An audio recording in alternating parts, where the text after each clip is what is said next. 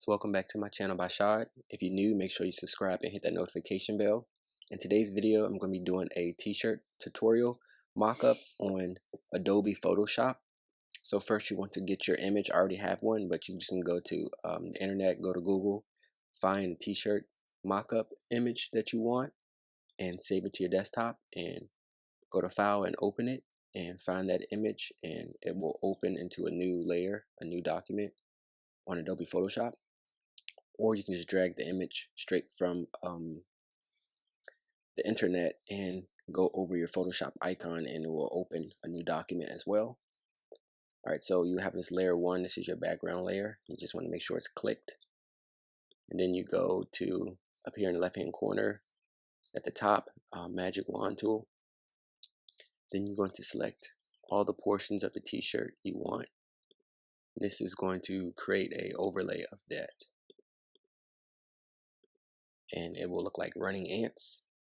And if you want to add these stitchings, you go to quick selection tool, make sure it's on plus, and then just click over them, and it will add it to your selection, so it will be more of a cleaner mock-up.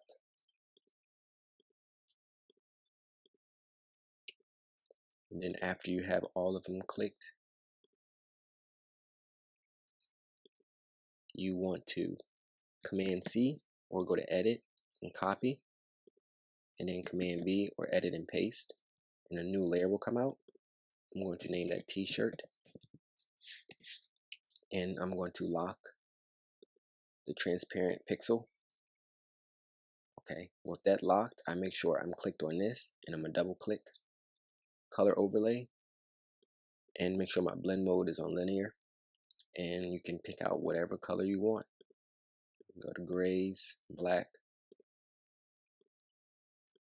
I'm going to stay with this right here. You also have, if you unclick that gradient overlay and you click gradient overlay, you have different colors that will give you a gradient of different colors, kind of mimicking tie-dyeing. If you want to do layered tie-dyeing, you also can have a pattern overlay and click that. Comes with some preset, but you have zebra, cheetah, stuff like that. I'm going to go back to the color, and then you can add a text, and then here are your font, your different fonts, and then you can make them bold, and then how big you want. I'm just going to do Byshaad for my channel,